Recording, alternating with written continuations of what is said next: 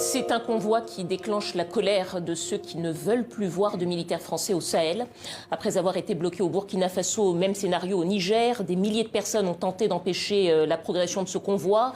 Des heurts violents ont fait au moins 2 morts et 18 blessés. C'est le bilan officiel. On écoute tout de suite les précisions de Luna Guépado.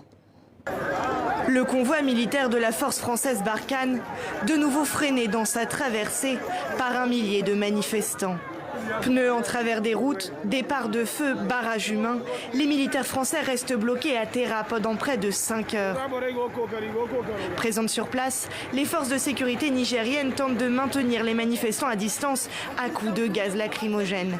Selon l'armée française, plusieurs camions du convoi auraient été pris pour cible. Des individus auraient même tenté de s'en emparer. Sur les réseaux sociaux, l'armée française est accusée de tirer sur la foule. Elle dément et ne reconnaît que des tirs de sommation de la part des gendarmes nigériens et des soldats français pour sécuriser le convoi. Selon les autorités locales, il y aurait des morts et des blessés. Depuis son départ de Côte d'Ivoire vers Gao au Mali, le trajet du convoi français est semé d'embûches. Dès son entrée sur le territoire burkinabé, il est ralenti à Bobo-Dioulasso, à Ouagadougou, puis à Kaya. Là, des manifestants se mobilisent. Relayés par les réseaux sociaux, ils accusent les forces françaises de transporter des armes pour les groupes djihadistes qui terrorisent la région. À Kaya, 4 manifestants ont été blessés. Les circonstances sont toujours indéterminées. Jeudi, le convoi avait finalement pu quitter le pays pour entrer au Niger, avant d'y être à nouveau bloqué ce samedi.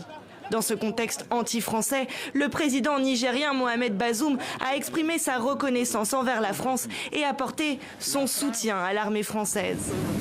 Nous sommes dans une relation normale avec la France. De tous les pays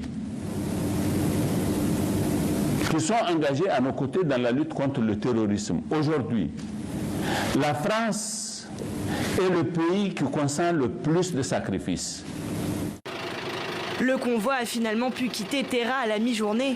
Il a repris sa progression vers Gao.